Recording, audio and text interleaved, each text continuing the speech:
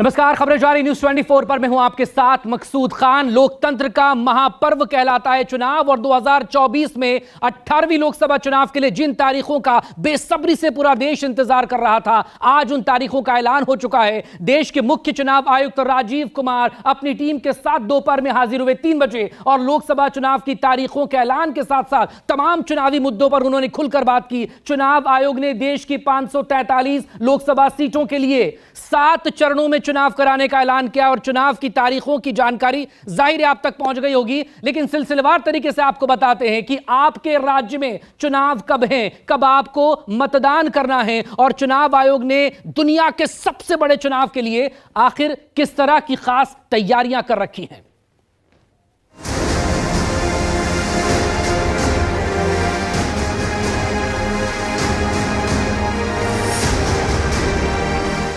जहां चुनाव एक त्योहार है जिसमें लोकतंत्र के रंग उभरते हैं और देश के सभी हिस्से उसमें समावेश होते हैं। चुनाव का पर्व, देश का गर्व। 90 दिन पहले हुआ ऐलान, 19 अप्रैल से शुरू घमासान।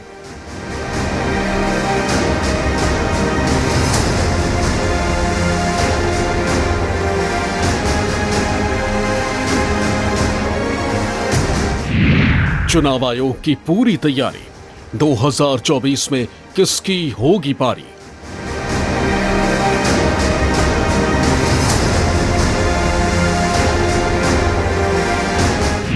सात चरणों में होगा पूरा मतदान, दिल्ली लड़ाई का तैयार प्लान।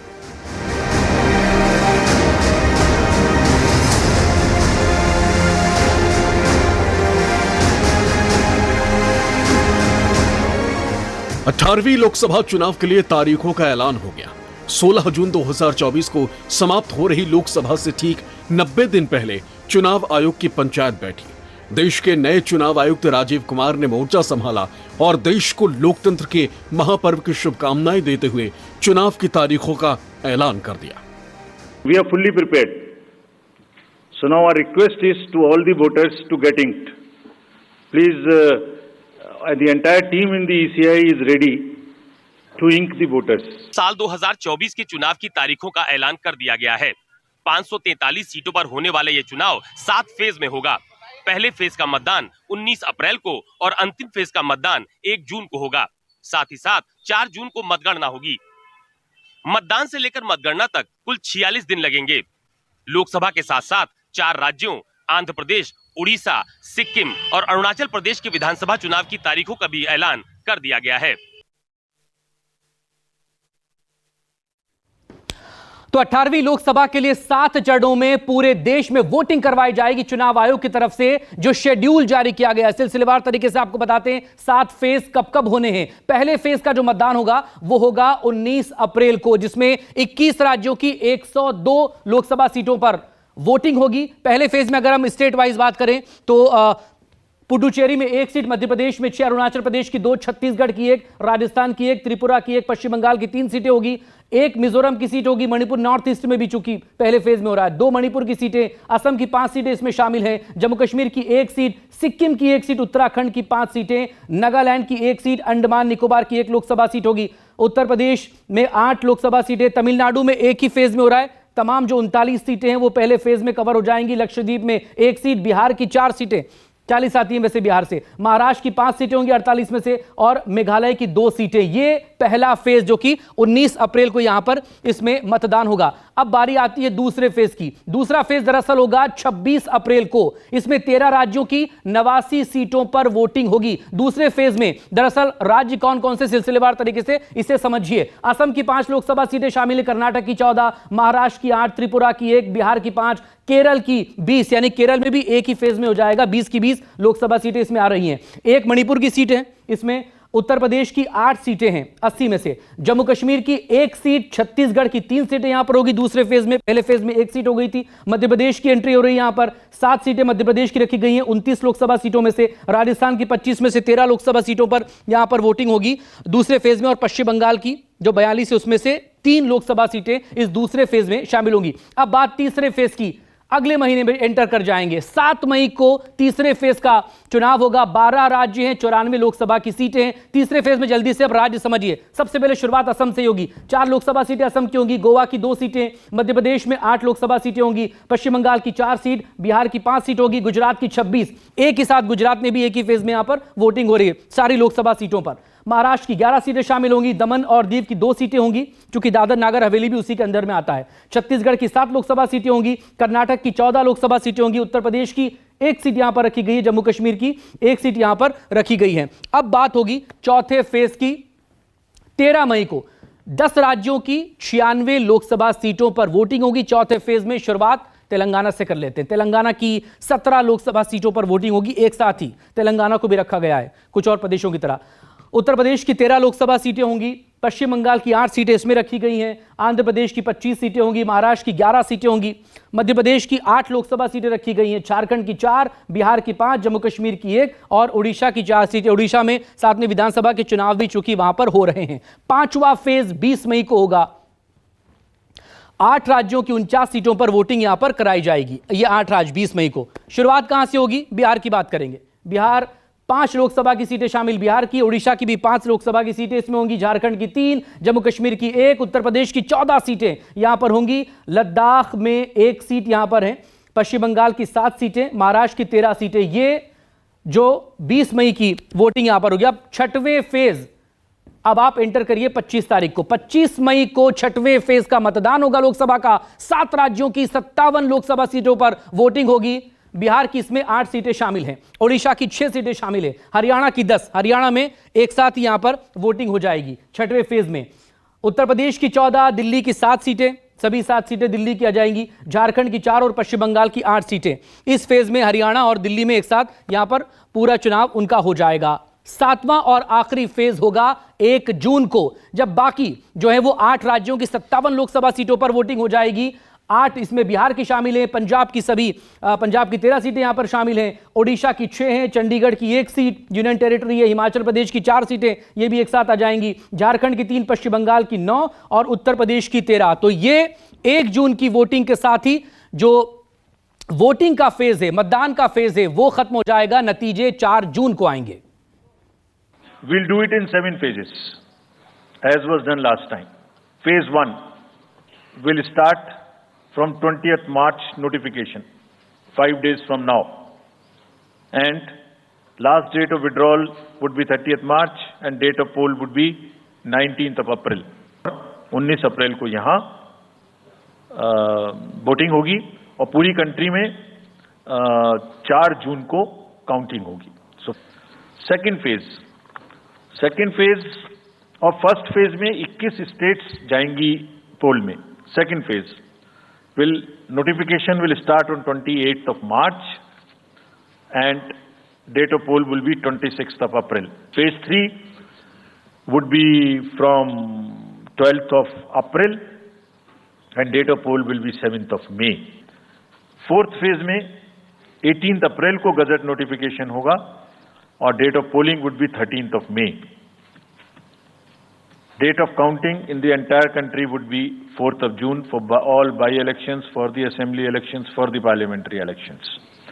Fifth phase 26 अप्रैल से शुरू होगी और 20 मई तक चलेगी। 20 मई तक डेट ऑफ पोल होगी, बीच में नॉमिनेशन, स्क्रूटनी और विड्रॉल की डेट्स रहेंगी। फेज 6 में 57 constituencies will go to the poll starting from the gazette notification on 29th of April and finishing on 25th of May 2024. Last phase, 7th phase, notification will be on 7th of May and polling on 1st of June. So last polling would be on 1st of June and counting on 4th. And इस phase में पूरा पंजाब, हरियाणा भी शामिल रहेगा, बंगाल, बिहार, उड़ीसा। कहते हैं दिल्ली का रास्ता उत्तर प्रदेश से होकर गुजरता है और यूपी की 80 सीटों के लिए एनडीए और इंडिया गठबंधन के बीच घमासान बहुत पहले से शुरू हो चुका। लोकसभा चुनाव की तारीखों के ऐलान के बाद सबकी नजरें यूपी पर आ टिकी। चुनाव आयोग ने भी सभी 7 चरणों में यूपी की 80 सीटों पर मतदान कराने की तैयारी की है। आइए आपको बताते हैं कि यूपी की किन किन प्रमुख सीटों पर कब कब वोटिंग होनी है। पहले चरण में 19 अप्रैल को वोट डाले जाएंगे पहले चरण में यूपी के सहारनपुर, कैराना, मुजफ्फरनगर, बिजनौर, नगीना, मुरादाबाद, रामपुर, पीलीभीत में वोटिंग होगी। दूसरे चरण में 26 अप्रैल को वोट डाले जाएंगे। दूसरे चरण में अमरोहा, मेरठ, बागपत, गाजियाबाद, गौतम बुद्ध नगर, बुलंदशहर, अलीगढ़, मथुरा में मतदान होगा। तीसरे चरण में 7 मई को वोट डाले जाएंगे। 7 मई को संभल, हाथरस, आगरा, फतेहपुर सीकरी, फिरोजाबाद, मैनपुरी, एटा, बदायूं, आंवला, बरेली में मतदान होगा। चौथे चरण में 13 मई को वोट डाले जाएंगे, जिसमें शाहजहांपुर, खीरी, सीतापुर, हरदोई, उन्नाव, फर्रुखाबाद, इटावा, कन्नौज, कानपुर में वोटिंग होगी। पांचवें चरण के वोट 20 मई को डाले जाएंगे। 20 मई को लखनऊ, रायबरेली, अमेठी, जालौन, झांसी, हमीरपुर, बांदा, फतेहपुर, कौशाम्बी, बाराबंकी, फैजाबाद, केसरगंज, गोंडा में वोटिंग होगी। छठवें चरण में 25 मई को वोट डाले जाएंगे। छठवें चरण में सुल्तानपुर, प्रतापगढ़, इलाहाबाद, अंबेडकर नगर, श्रावस्ती, बस्ती, संत कबीर नगर, लालगंज, आजमगढ़, जौनपुर, भदोही में वोटिंग होगी। 7वें चरण के वोट 1 जून को डाले जाएंगे, जिसमें वाराणसी, महाराजगंज, गोरखपुर, कुशीनगर, देवरिया, घोसी, सलेमपुर, बलिया, गाजीपुर, चंदौली को कवर किया जाएगा। चुनाव की तारीखों के ऐलान के साथ ही राजनीतिक प्रतिक्रियाएं भी सामने आने लगी। सबसे पहले प्रधानमंत्री ने ट्वीट करके चुनाव की तारीखों का जिक्र किया। पीएम ने ट्वीट में लिखा, लोकतंत्र के सबसे बड़े महापर्व का शुभारंभ हो गया है। चुनाव आयोग ने 2024 के लोकसभा चुनाव की तारीखों की घोषणा कर दी है। बीजेपी, एनडीए इन चुनावों में उतरने के लिए पूरी तरह से तैयार है। सुशासन और जनसेवा के अपने ट्रैक रिकॉर्ड के आधार पर हम जनता जनार्दन के बीच जाएंगे। मुझे पूरा विश्वास है कि 140 करोड़ परिवारजनों और 96 करोड़ से अधिक मतदाताओं का भरपूर स्नेह और आशीर्वाद हमें लगातार तीसरी बार मिलेगा। प्रधानमंत्री के साथ साथ बीजेपी और दूसरी पार्टियों के नेताओं ने भी चुनाव की तारीखों के ऐलान के बाद अपनी अपनी जीत और तैयारियों के दावे किए। काट ही वहाँ छाट हो गई, तो अब बचा क्या है छिंदवाड़ा में? छिंदवाड़ा भी हम जीत रहे हैं, 29 की 29 सीटें भाजपा जीतेगी। देखिए, जनता भी तैयार है, पार्टी भी तैयार है, कार्यकर्ता तैयार है, हम तैयार हैं। भारतीय जनता पार्टी की तैयारी पूरी है और 29 छिंदवाड़ा सहित, अच्छा है छिंदवाड़ा पहले चरण में ही हो गया, तो वहाँ भी 2-2 हाथ अभी हो जाएंगे, लेकिन हम पूरी तरह से तैयार है। हमारे कार्यकर्ता तैयार है, बूथ कमेटी से लेके ऊपर तक सारी संरचना बनी हुई है। और सबसे बड़ी बात यह है कि मोदी जी के नेतृत्व में अटल विश्वास है जनता का और असीम श्रद्धा है कि एनडीए चुनाव के लिए पूरी तरह तैयार है और जो चुनाव आयोग ने घोषणा किया है हम उसका स्वागत करते हैं।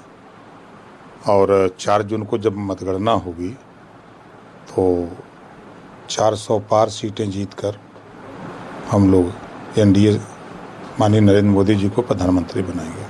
भारतीय जनता पार्टी का कार्यकर्ता, एनडीए का कार्यकर्ता 24 घंटा इसके लिए तैयार है। बीजेपी हमारा तो चेहरे-बत्ती का एक अपना रहता है, सब दिन कार्यकर्ता तैयार है।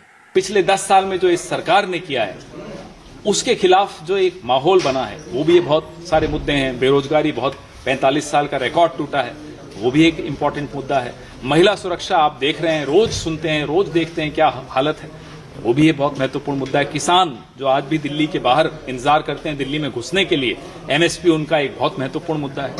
जिस तरह से सिर्फ कुछ पूंजीपतियों के लिए, कुछ अपने दोस्तों के लिए सरकार ने काम किया है वो हमारे लिए बहुत महत्वपूर्ण। मुख्य निर्वाचन आयुक्त राजीव कुमार ने प्रेस कॉन्फ्रेंस के दौरान चुनाव से जुड़ी बहुत सी बातों का जिक्र किया। चुनाव आयुक्त ने तारीखों का ऐलान करने के साथ ही 4M का भी जिक्र किया। इसे चुनाव आयोग ने अपने लिए चुनौती माना है, लेकिन इसके साथ ही उससे निपटने का रास्ता भी ढूंढ लिया है। दरअसल चुनाव आयुक्त ने 4M में मसल यानी बाहुबल, चुनावी हिंसा और जोर जबरदस्ती को बड़ी समस्या माना। दूसरे M में चुनाव आयुक्त ने मनी का जिक्र किया, जिसके जरिए चुनाव में गलत और गैर कानूनी तरीके से पैसों के इस्तेमाल पर नकेल कसने की बात की। चुनाव आयुक्त ने तीसरे M में मिस इन्फॉर्मेशन का जिक्र किया और राजनीतिक दलों को अफवाहें न फैलाने और वोटर से गलत खबरों को लेकर सचेत रहने की सलाह दी। चौथे M में चुनाव आयुक्त ने MCC वायलेशन का जिक्र किया। MCC वायलेशन का अर्थ होता है आचार संहिता का उल्लंघन।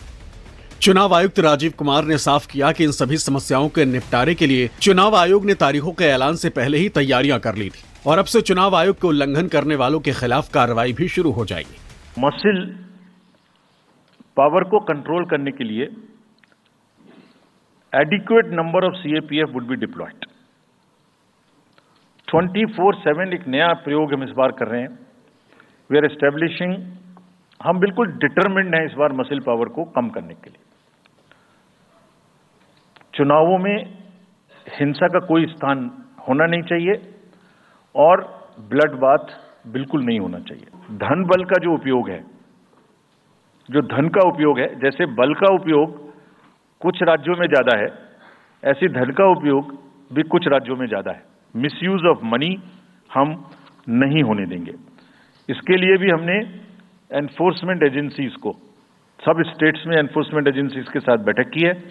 उनको हमने कहा है कि जो freebies, liquor, cash, cooker, sari, machines, what ever kind of freebies किस किस स्टेट में बंटने की शिकायतें आती हैं, उसको 100% रोकें। Miss information, this also troubles us a lot during the elections. You should not be allowed to create fake news which is not based on facts because it can disturb the public order. ये अफवाहें फैलाते हैं।